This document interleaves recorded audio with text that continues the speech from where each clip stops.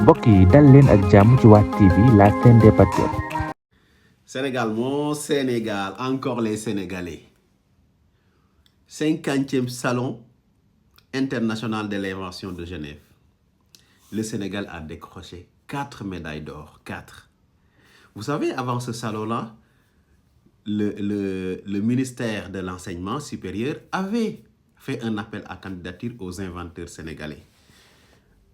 Voilà. Et maintenant, dans cet appel à candidature, 12 Sénégalais ont été sélectionnés pour représenter le Sénégal au Salon international de l'invention de Genève. Parmi ces 12, il y a 4 qui ont décroché la médaille d'or, ce qui est extraordinaire. C'est une première dans l'histoire du Sénégal et même, je dirais, dans l'histoire de l'Afrique. Maintenant, ces inventeurs-là, qui avaient un brevet OAPI ou un brevet de l'Organisation mondiale de la protection intellectuelle, ont très bien joué leur rôle. Et d'après le ministère de l'Enseignement même, cela prouve en réalité que le Sénégal est bourré de talent. Mais ces gens-là n'ont jamais bénéficié de monitoring qu'il fallait pour les permettre de décrocher ces brevets-là. Et ce qui est important, c'est que ce monitoring-là a permis au Sénégal aujourd'hui non seulement de dénicher ses talents, mais aussi de décrocher ses médailles d'or. Parce que le plus important dans ça, c'est bien d'avoir 4 médailles d'or, mais de mettre en place une politique qui va mettre en valeur toutes ces personnes-là, tous ces inventeurs sénégalais qui vont participer aux objectifs aujourd'hui du gouvernement de faire de Dakar, de faire du Sénégal un hub de l'innovation et de l'invention à travers un système de monitoring qui sera mis en place. Donc, il y a aussi un élément très important. Le Sénégal était le seul pays africain représenté par un pavillon, c'est-à-dire que les inventeurs sénégalais ils étaient partis sous pavillon sénégalais. C'est-à-dire que ce n'est pas une organisation qui les a détectés, qui les a envoyés, non. C'est l'État sénégalais, ils sont partis sous pavillon sénégalais.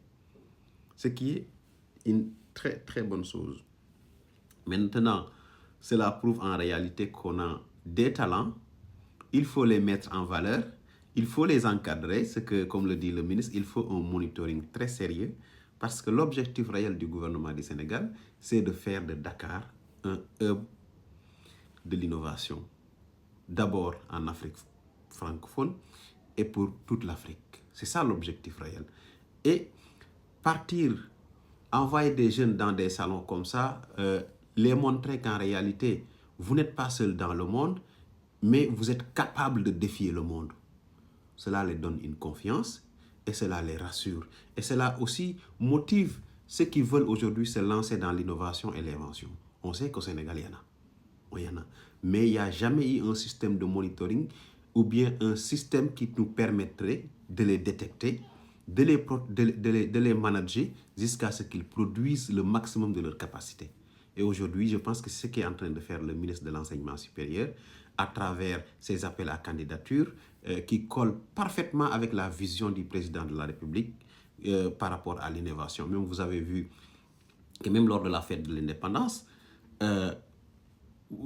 la thématique était quoi?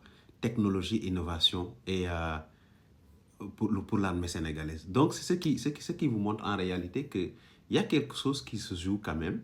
Le Sénégal a toujours eu de grands cerveaux qui, le plus souvent, au fil du temps, n'ont pas été bien protégés et on les a perdus. Mais je pense qu'avec ces nouvelles autorités, il y a quelque chose qui se joue et ça peut vraiment être très intéressant dans les années à venir. hymne national bu bees Sonko mi dama ko bëgg man bu ma koy xool daa may jooy bu ma rombee may daw daal Sonko bi nga ñëwee Louga ñu sàcc sama téléphone boobu ba tey waxoo ci dara may wax nga dem Casamance watu nel di ma naqaral naan ma bëlee Sonko mi garaabu jantal la ay waay bu solee costume mu rafet bu solee ay sabago mu rafet bu solee ay doxside day rafet bu solee ay cambarline day rafet bu solee tay araven ay waay Sonko mi Sonko mi grand bu neex a bëgg la waaye boo bëggee Mame Mbaye Niang waa ju boole ci Mame Mbaye Niang waay ma dee dinañ ma àtte. patriote yi ku jot vidéo bi ngir yàlla partagel ma ko parce que dama mere patriote yi dama leen a mere parce que projet bi fii mu toll tey war nañoo xalaat lan mooy chaque weer ñu def Kopar Express def comme waa Murit yi chaque weer ñu dajale ay millions chaque weer u ñaari weer mën ñoo tabax hôpital bu bees financer mbay mi financer jàngu xale yi lu am njëriñ si doomi aadama ndax ñii ñu ngi ñuy wàññil ceeb bi ñu ngi ñuy wàññil diwlin bi lépp ñoom mënuñu ko foog ñun ñu jël suñu doole dugal ko si projet bi moo tax képp kuy patriote ngir yàlla partager lii dañ ko war a def chaque weer ñu yëkkati lu ñu am jox ngir yàlla dañ leen def loolu projet bi na lañ ko mën a jàppee de mooy fay ñun suñuy impôt yëkkati ko ay millions ne sëñ bi am lii liggéeyal Sénégal billahi wallahi taalaay patriote nañ leen def loolu xaw ma kan mooy njëkk a lancé cagnotte boobu nañ leen ko lancé chaque weer war nañoo économiser lu mot 50 100 200 millions yoo xam ne su nguur gi lay jëm jox ko Seydina Ousmane Sonko jox ko seen Bassirou na leen am leen seen addiya na ceeb bi dox na hôpital yi dox na xale yi jàng. La femme sénégalaise à l'honneur. L'armée sénégalaise et le ministère de l'Éducation vont rendre un vibrant hommage à la femme sénégalaise de par sa bravoure, de par sa dignité et de par son courage. Dans les mois à venir, il y aura au Sénégal une école britannique militaire exclusivement dédiée à la femme. C'est-à-dire que de la 6e à la terminale, vous avez des écoles qui seront sous le commandement de M. Abdoulaye Ndiaye, qui est le commandant de la Britannique militaire. Aujourd'hui, cette école sera implantée à Nder. Nder qui est un lieu chargé de symboles. Le haut lieu de la mémoire du XVIIe siècle. De ces braves dames sénégalaises qui avaient décidé de s'immoler collectivement au lieu d'être transformés en esclaves. Parce qu'à cette époque, les Maures avaient traversé le fleuve et venaient voler des esclaves au Sénégal. Arrivés au village de Nder, les villageois, les hommes étaient partis et il n'y avait que les femmes. Les femmes ont dit, nous préférons mourir plutôt que devenir des esclaves. Ils sont entrés dans une case et ils ont brûlé la case, ils se sont immolés. Et personne n'est ressorti vivant. Maintenant, cet acte puissant, qui est en réalité le symbole de la résistance, de la dignité et du courage de la femme sénégalaise, va être rendu hommage avec l'implantation de cette école britannique militaire. Donc, un hommage à cet esprit indomptable de la femme sénégalaise. Cette implantation de l'école britannique militaire pour les femmes va enrichir aussi l'offre de formation militaire pour le Sénégal, parce qu'on en a un pour le moment, et ce deuxième-là va nous faire énormément de satisfaction. Parce qu'on a des talents à encadrer. On nous dit que la société est à l'image de la femme. Si vous avez de bonnes femmes, vous aurez une bonne société. Donc, mettre en place cette école-là va participer réellement à mettre en place les jalons d'une société juste, courageuse, qui a un esprit de dignité et de résistance. Donc, cela aussi va offrir à la femme sénégalaise la possibilité de bénéficier de cette exigence militaire, l'éducation exigeante que le service militaire offre. C'est une très bonne initiative que moi personnellement je salue, et je souhaite même que, je pense qu'il y a même quelques jours je pensais, mais pourquoi ne pas multiplier les écoles de Britannique militaire? En faire ne serait-ce que chaque 2 régions on ait une école. Ce serait très bien, parce que c'est les militaires. On connaît leur rigueur dans le travail. On connaît leur motivation. On connaît leur patriotisme. Ces gens-là, s'ils vous forment, C'est différent. Forcément, que vous le voyez ou non, la formation militaire est différente d'un civil qui vous forme. Bien qu'il y ait des civils qui sont très exigeants, très rigoureux, mais la formation issue des militaires, de l'armée, c'est pas pareil. Il y a une différence. Il y a une différence fondamentale. L'Algérie abat un drone malien. Il y a beaucoup de gens dans les commentaires qui disent que le Mali devait frapper ou bombarder le territoire algérien. Moi, après analyse, je n'ai pas cette vision, je n'ai pas cette opinion et cette position-là, je ne l'accepte pas. Pourquoi? Parce que si vous entrez en guerre avec l'Algérie, alors que vous avez déjà le problème du terrorisme, qui était votre adversaire numéro 1, un autre adversaire vient s'ajouter, qui est l'armée algérienne. Donc, vous aurez besoin de mobiliser plus de ressources, plus de personnel et plus de finances. Du coup, dans cette guerre qui aurait pu être déclenchée par la riposte malienne, le seul gagnant serait le terroriste.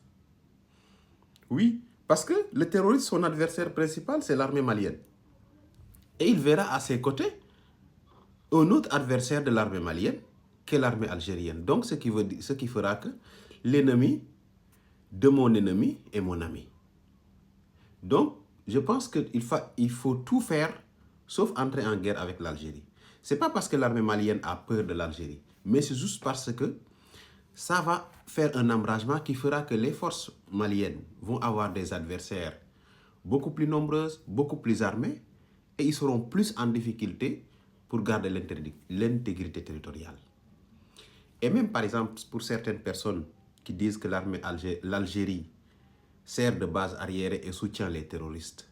Et si ce bombardement-là, en réalité, n'était qu'un soutien ou bien une provocation pour déclencher une guerre et permettre au mouvement terroriste de reprendre le dessus sur l'armée malienne. Parce qu'on sait que depuis quelque temps, l'armée malienne a le dessus. Et de plus en plus, vous voyez que du point de vue informationnel, l'armée malienne avance très bien, capture de gros bras, capture et tue de plus en plus de personnalités terroristes.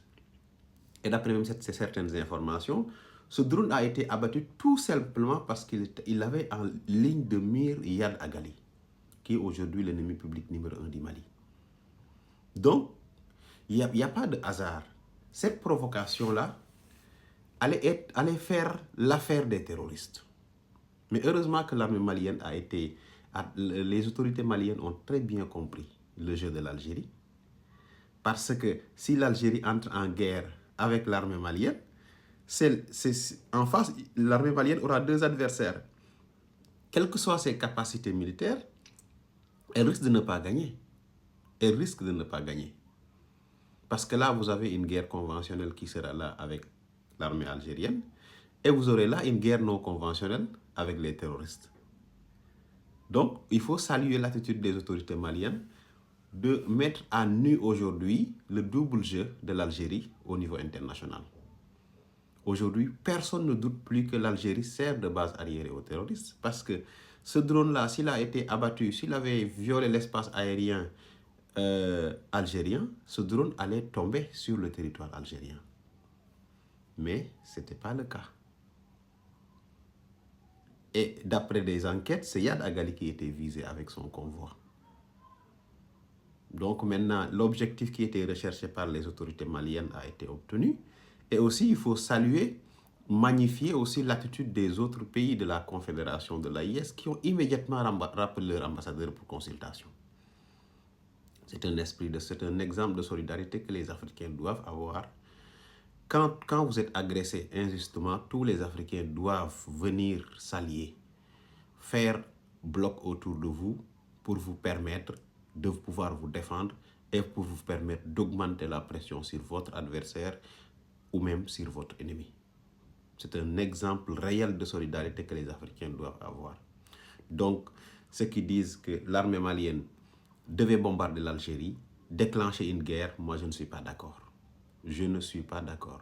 L'Algérie, ce qui le guette arrivera. Et je l'ai dit dans une autre vidéo. C'est comme si le régime algérien même est complice de ce que veulent les impérialistes. Mais malheureusement, c'est la population qui en perdra. J'ai vu beaucoup de gens aussi dire oui, nous sommes des peuples algériens, on est tous unis, chaque Algérien est un combattant. C'est vrai, peut-être. Mais on n'a pas oublié les harkis. Lors de la guerre d'indépendance, les harkis aussi étaient des Algériens. Mais est-ce qu'ils s'étaient battus côté algérien? Je ne pense pas. Et jusqu'à présent, ces séquelles divisent la société algérienne.